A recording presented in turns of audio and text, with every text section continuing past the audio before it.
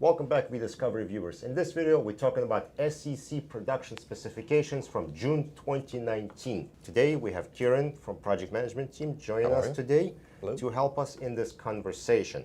And I say conversations because we are going to be talking, me and Kieran, about these specifications. We will not be simply telling you about what you should or should not do. So this will be more of a discussion type, which we invite you guys to join in. So we'll talk about our opinions on different parts of SEC specifications, how we feel they should be interpreted, and you guys leave a comment. I'll try not to get too carried away with my opinion. All right, sounds good.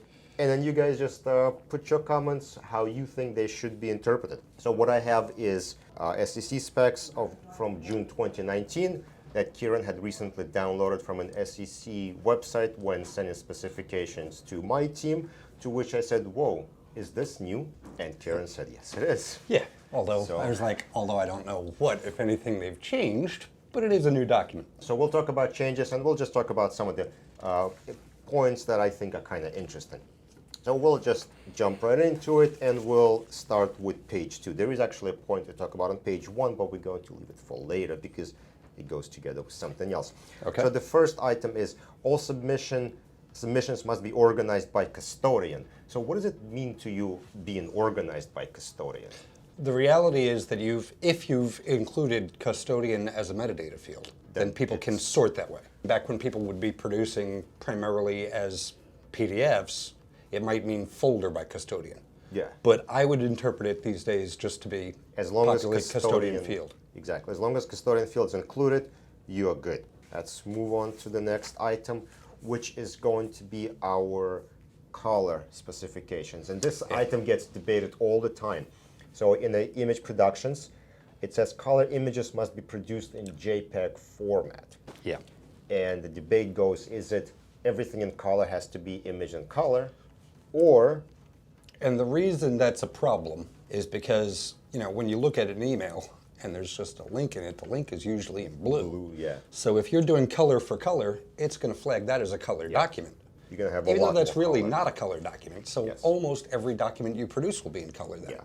I think so I tend to think that image type files should be in color, or things that color will make a difference, like maybe PowerPoints. Well, I was going to take it as back as if somebody has photographs of, let's say, a construction site they're submitting.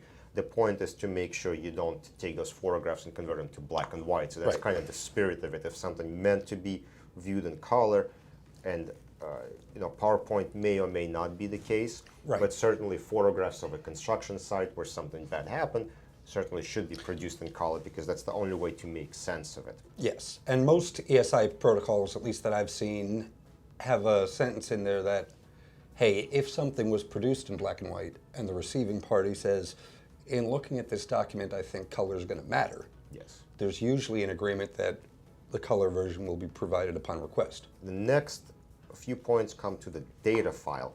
And this is what I'm seeing, the date and time fields produced in a separate fields. I feel like this is a little bit outdated, because it is much more useful to have date and time in a single field, because that'll allow you to sort more easily, Yeah.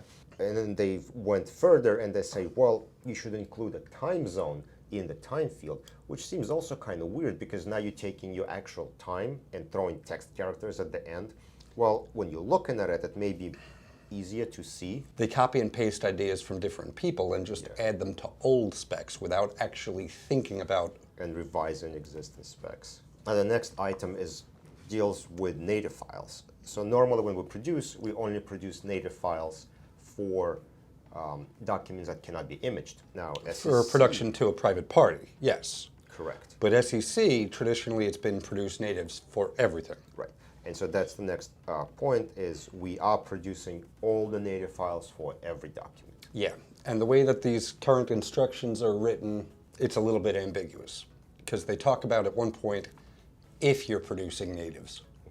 And then in another paragraph they say produce natives for everything. Right. So it's like, well, if I'm going through this just in order and setting up my specs for the export, you might listen to the first sentence. True, and I think that's where how that discussion starts. Now, interesting thing on page 4 is you can't produce PST and NSF files without processing to SEC, which again is kind of weird because we process for review. Again, you're saying can? But then they're saying with prior approval, native PSTs and NSFs. Yeah, I remember Is there a reason why you would think they would allow you to do that? Yes, and we were talking about this a little bit earlier. Occasionally the person producing is just like a small business person or something who knows nothing about eDiscovery. Maybe they're not even really involved in the case, maybe they're a third party, and so they don't want to go through the expense of having things converted. So if they're like, hey, I have nothing to hide, how about I just give you all of my email? And if they're, an individual or a small company or something, the SEC might say, yeah, that's fine. Just export it from your Just to Outlook. save them the time and effort and expense if they're not really involved anyway. That would be my guess as to why they allow that. But it does say with prior approval, meaning it's within the SEC's discretion of whether or not to let you. And same thing, PDF files. It seems like they will accept PDF files as long as they're in a searchable format and each document is a separate PDF. And I suspect same thing. It's sort of within their discretion to say, hey, this is a small business or an individual who's not really involved. Why put them through the effort and expense of doing stuff they don't understand anyway? Yeah. All right, and finally we're moving on to our last section, which is a field list. Now there are a couple of things have changed since an earlier SEC specifications where we have a MIME type, which was actually there for a couple of years, but now we also have a field header, which is new for 2019, which is on page 8. So field header is required as one of the fields for productions. Now the three fields that had changed is time fields, time created, time modified, and time accessed. And like we said before, they want this GMT or UTC or whatever the time zone designation added to the time field, which was not there before.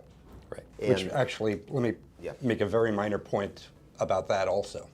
When the SEC puts out their specs, they usually give like examples, and people occasionally look at that example and think that's what they're supposed to do. So people might see that GMT is the example, and they might think that means I've got to process everything in GMT and convert it, which is not my understanding of the specs. Right, that is not. And this is just an example if you put the actual time zone data was processed, a three-letter abbreviation of it. And the last field, which is not specified here, which we'll go to a first page to talk about. And here it says, if your production will be deduplicated, which it will be. Which they generally are. Yeah. You need to include custodian name and location information as part of your metadata field list, which is not in this not listed example. in their list of fields. Right.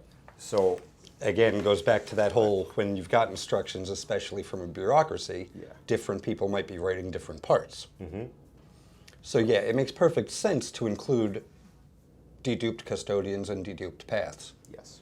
But they just don't list those fields in their list of fields that they require.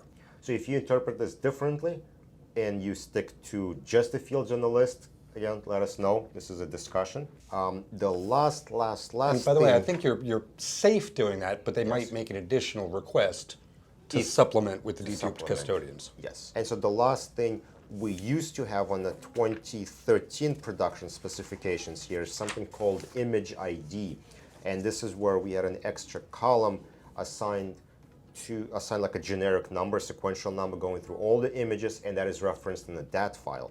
And that was supplied as an example in SEC specs, which this example is no longer included in the 2019 version. Thank goodness. Yes. I always hated that example. Yeah, that's a terrible one. And I think the misunderstanding here was this example was for scanned documents where you could potentially have duplicate base numbers. So that's why they wanted to be safe in using image ID as a sort of generic number. Yes, but again, people sometimes looked at the example and thought that they had to create this new image ID. Right. And then same thing if you're producing scanned data and electronic data, well, you kind of want to have format consistent. You don't want one with image ID, one without it, so you do it for everything. Right. And then you say, well, let's just make a company-wide standard, and everything gets image ID. And I think we are done with that, so we'll just put it right below that and never speak of that again. All right, Kieran? I hated it. Thank you for joining us in the studio. Hopefully this clears it up for some of you guys. If not, write comments. We'll have a discussion about it. Again, these specs could be interpreted a few different ways, and we'd like to know what you think about them. Anyway, Don't forget to check out eDiscovery on social media networks listed on your screen, and for previous videos, check us out on YouTube. Thank you.